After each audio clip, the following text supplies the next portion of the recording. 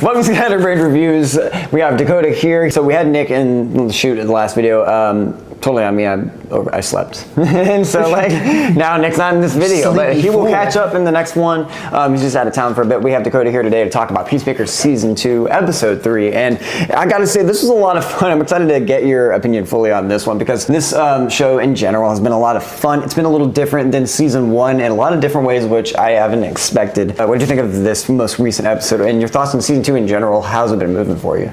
I've been honestly enjoying Season 2, the pacing of how, and spoilers by the way, obviously, a little bit of spoilers, with the whole thing where they introduced the multiverse has been fantastic, and I love the fact that you spend the entire episode in this alternate universe with Chris and kind of how he's experiencing the whole thing between him meeting with this alternate Rick Flag, alternate Hardcore, and him just seeing how this universe is and trying to enjoy it, this perfect universe that he is seen like a god. You have a kid crying over him riding a motorcycle next to him.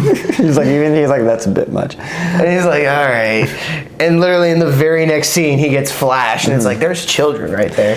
You see that Chris is like obsessed with this idea of just being in a world that accepts him and loves him, but not only that, he's accepted by his family. Anything that is off-putting, he wouldn't even notice. Yeah, and I like how in like the background of it all, you also have everyone who like talking about Chris and trying to like you have Argus on the main universe that's about to go and raid his house. Yeah. They're about to kill Eagly. They're setting up for all of that, and then you have Hardcore and Adebayo having the conversation about Chris and how Hardcore just doesn't feel like there's going to be anything happening. I don't feel like that's the case, but they're having that conversation while Chris is enjoying this deluded reality where in the last episode he kill Chris in this universe, the Peacemaker in this universe. So I can tell they planted a lot of seeds for setup into the next episode, which I'm really excited to see. Honestly though, this is my least favorite episode of Season 2 so far. Quality-wise, what have you thought of Season 2 in general? Like, overall Season 2? Yeah. Like, I'm really enjoying. I think it's really good. Opening episode was fantastic. Episode 2 led in really well with Eagly and all of that.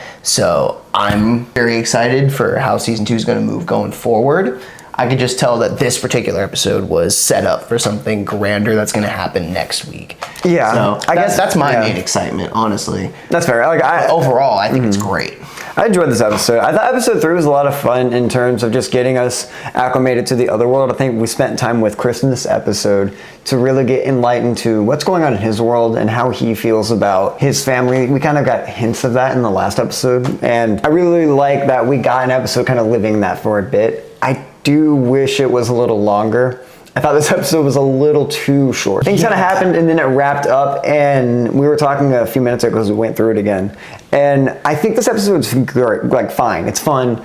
Yeah. It's everything there is great. I think it's just that it's stuff that's so compelling. I want more from I want the episode to be an hour long. Since we already have a short season, in a way, I wouldn't mind every episode just being an hour. I kind of forgot that Season 1 did that too. In my head, I completely forgot that was a thing. I think, like I said, with this episode being so short, I think that was done on purpose as a way to set up something much more grand into the next episode. That's what I think. So that way we actually have enough full-fledged time to have that arc wrap up instead of it being done in the last 20 minutes of one episode. So I think James Gunn is going to, purposely did that again. Retroactively, I'm sure it'll look better. Yes, that's what I'm saying. But that's what I'm saying. It's not bad in any sense. I can just tell that once the season ends, I'm going to look back on this particular episode as okay, this is where all those, little things that the stepping stones are getting placed. Exactly. Yeah, and I think it'll be much more appreciated going forward, but that's obviously to see. Well, that's how Season 1 moved for me. Is I loved every episode, but when I look back, every episode fits together perfectly in that. Right, as it was coming episodically, like you said, with Season 1, it was very similar, where you had one episode where when it came out, it felt, it was fine. Yeah. Can't wait for next season or next week, but okay. But then, like you said, retroactively, when you're looking back on them, you're like, okay, I see why they did this episode now, and it makes a lot more sense, and I appreciate it a lot more now. So I think Season 2, Episode 3 is going to be very similar. The way Chris resolves his like family trauma vicariously through this whole situation is gonna like come to a screeching halt very quickly. It's gonna be very interesting to see how that collide happens. I want to kind of get into the characters a little bit with this episode in general and how they're different and the little stepping stones we're gonna see with where it's gonna go, because I think I was really interested in Harcourt specifically. She's been a character I didn't expect them to take a different direction with this season that they're doing, in viewing her as someone who's going through actual toxic masculinity, and her shock in that is just, it was funny, but also it's really interesting character beat for her to explore. And I want to see how episode 3, this contrast in the different universe of Harcourt is interesting, where we're talking about this world, there's something like so upbeat about it that's off-putting. I feel like there's something a little more sinister going on here. Whether that be, absolutely. Whether that be the case of maybe the people that do agree with Chris's dad won a certain war and things are happening that Chris isn't even knowing yet, but also just in certain aspects of even how Harcourt acts. She acts a little more conservatively. She acts a little more, she has a desk job. She's not out there on the field compared to Harcourt, who in the... That's a great point. I actually didn't even think about that. Yeah, how in this universe, like you just said, Harcourt is like the cubicle worker, but in our main universe we saw from previous episodes that she is not about that. Negative, like all she knows is intelligence gathering. Well, I appreciate that too, that Harcourt specifically has been a very flawed character, and this show hasn't shied away from showing all of the characters' flaws, but especially with her. Like, I like that episode where she goes into the bar looking for a fight and really gets herself like into that situation because she's craving this kind of way to lash out and take this anger out, and she's almost lying to herself about like she's telling, she wants to project onto Chris and make him feel bad.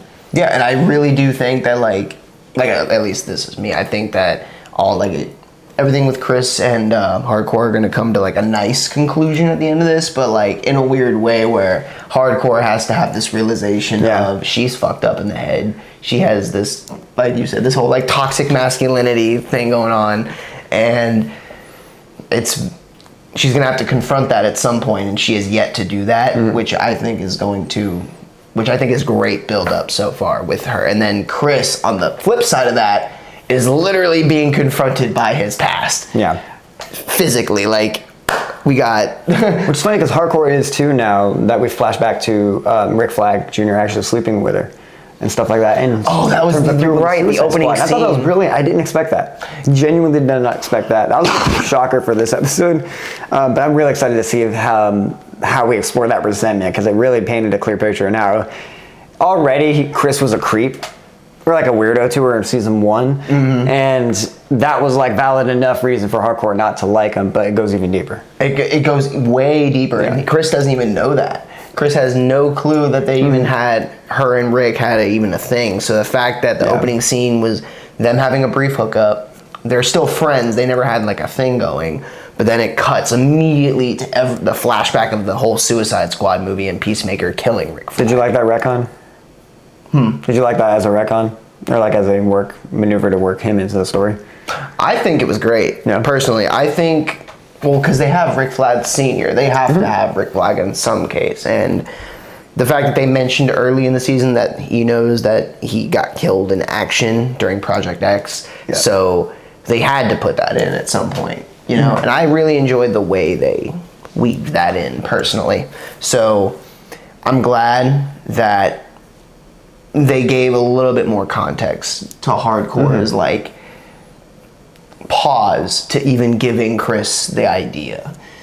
Yeah, they're really good at deep. Like, I think when the show does really well is it like sticks you with a wound, but then it knows how to turn that wound like a little bit further. It's like, oh, it already hurts enough that Chris like just pissed Hardcore off on a personal level, but no, the wound gets deeper. It's like, no, I actually killed someone that I really loved to her. He killed someone that she really loved. And I thought that... cared about. It could go, yes. Yeah. Yes. Either way, that they would put that there because I think he meant something to her. And which is interesting, because even in the alternate timeline, there's a couple of fun theories we're having with that now that made me look differently on it. Maybe Hardcore and him are not dating in the other timeline, but someone else and him did have a fling. That's Dakota brought that to mind. I'm really excited to see if that's an exploration. There's fun theories being tossed around that I think are just fun to look at in certain lenses. Like, in previous episodes, we saw that Chris was alluded to be bisexual because of the orgy scene. Yeah, well, even in season 1 where his dad tries to guilt him for it, too, shames him for it. Exactly. Like, it's just all alluded there, so in this flipped timeline, it'd be interesting to see if, this was my theory, if one of the people that Chris cheated on hardcore with was this universe's Rick Flag. And that's a triangle I'm kind of here to see, I'm not gonna lie. Like, when I was looking at it through that lens, I was having so much fun with the episode on the second viewing. Just, it's a fun theory to toss around. Like, I don't think it'll necessarily come to complete fruition or anything like that. But I will give you a hug when it comes true. If it comes through in like a few weeks. If it happens. If that ends up being the realistic case, it's gonna be... Clip this, put it out there. It's gonna be so funny. Yeah. But in this type of universe, who knows if that's something that's, like, accepted, you know what I mean? That's what's going to be interesting to see, because maybe that'll add to another theory. Because maybe that'll add to how they start exploring this world, though, and what's restricted and what's not, because maybe that'll also show how it could be a world like that. That's a good point. So, yeah. There's a lot of fun theories with that, or Edibao showing up pointing this out, that there is a missing and significant lack of diversity in this universe. Like, I would love to see a way to, I don't know, just see if that's a thing. Because I don't know, my suspicions are so up on that because I don't trust Chris's dad. Oh, yeah. I think that everything that we see is like this interest, not necessarily a facade, but we're basically seeing a world where the worst mentalities are accepted. Not, more or less, yeah. Let's call it that. Racism. I don't know why I'm like dancing around the racism. That's what I'm saying, yeah. Like, literally, yeah. So I'm interested to see, because we're seeing this through Chris's lens right now, where everything's just perfect. He's saving the world. Like he said before, he's loved and he's cared about by people and his family. It's literally everything he could have wanted. So it'll be interesting to see if maybe, just maybe, if given the context, that the whole theory that we were tossing around, the fact that there's no diversity in this universe, none. Maybe compared to the main timeline where we see a significant amount of diversity in terms of just people working around Peacemaker and everything. So I'm curious to see if that's actually, or just in Argus in general. The fact that we see also exactly what you just said. We see all this different diversity in the main timeline Argus versus when we flip to this alternate timeline Argus, we have hardcore on the desk and not anybody of any color. Everyone is pasty. Suspicious. Everyone looks like me. They're pasty. But I'm really excited. I shouldn't say excited is the word. That's gonna be. You're excited for the racism? Yeah. I'm curious to see what happens. Racism's bad. The fact that Argus, they're about to go raid the house and pretty much kill Eagly is what it's alluding to. That you were telling me that you think it's a fake out. Like it's gonna be the meanest shit ever. I'm gonna be so mad at you. So I think what's gonna happen. So the end scene is they're about to raid Chris's house. They're about to go in and kill Eagly and figure out what this dimension portal does. Chris is coming out of the portal, and it's looking like they're about to come out at the exact same time, and there's gonna be a huge fight. I think it's a little bit of camera trickery where literally the opening of the episode is Chris opens the door and the raid's already happened. The raid has already happened, Eagly's dead, and you get this back and forth of the final stand of Eagly. I will hate that, but we'll see what happens. I think it'll be epic. I think it'll be epic and sad. I think it's gonna be epic and sad because, like you said, we know how James Gunn is. We know what happened to Polka Dot Man. Would you like it if he died early? It doesn't feel early to me though. We had a whole season of Eagly, season and a half. Maybe I'm bargaining. Are you bargaining right now? Just don't hurt Eagly. I don't want it to hurt Eagly. I hope I'm wrong. I'll be so real. I hope it's just Eagly badly wounded. I want Eagly and Crypto to work together, and we don't get that if Eagly dies. Now, if Eagly gets resurrected in the Lazarus pit, maybe that'll be something. But like, that's just me bargaining genuinely with my own self. That won't happen, but that'd be great. Ooh, you skipped an aisle. Put me in the room. James Gunn, put me in the room.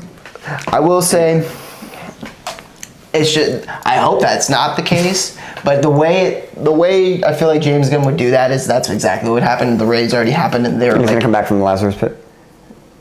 Stop bargaining with me now. Because I'm not your bargaining chip. I'm just gonna start saying, prepare for equally to die. Like, mentally prepare yourself. You're doing it as a friend. I appreciate it. I'm just saying, you gotta, like, Accept prepare this. your heart. Yeah. Because it may happen. I'm not saying it will, because I don't know. But the way it's seeming and the way everyone's talking, There will be hell to pay. or let's call this a best case scenario. Best case scenario, he goes in, Eagly's captured or escaped, and he has no idea where Eagly is. But the raid's already happened. What that means, when Argus shows up, like maybe they already entered the portal and they're trying to find Chris, but have no idea which portal to enter through, so they're lost in this multi-dimensional. Huh? A whole episode in the dimension would be fun. Yeah, because they're trying to find Chris, but Chris is like, I'm home. Yeah. I knew the way home, but they have no idea. That'd be fun. A lot of great action in this. It really showed how Peacemaker is just a brutal motherfucker. Like, I loved every little moment with him in this. And I like that these episodes, the show, the Suicide Squad, have all taken moments to really just relish in the fact that Peacemaker relishes in his own violence. And like in this episode in particular, it's different though because Peace at all costs. Yeah, like, not how many people I gotta kill to do it. and I they find ways to love do it. that while him still slowly being a better person too. But like, because he could be doing it to fucked up people. But he is We'll still see. a We'll see. violent human, and Yeah. when push comes to shove, He's not a he will- superhero. He will kill people. Exactly. He is a He's brutal not Superman. killing machine. Yeah. He is. He's basically Deadshot. I love the action. The sun, when the whole fight sequence with the suns is really good. Him slaughtering. The one scene I got a little squeamish was the pencil scene, but that's okay. That's great. That was quite elegant. I enjoyed that quite a bit. Guys, episode 3 of season 2 of Peacemaker. Not a lot happened, but a lot happened at the same time. It was just a little rushed, but I still really enjoyed this episode. I had a lot of fun with it. That's really all I have to say about it. I just thought to some interesting points, a lot of interesting setup. We're living in this world. I think it's a world full of evil people that we just don't know are evil yet, but we shall see how that episode goes. You got any last final thoughts before we close out?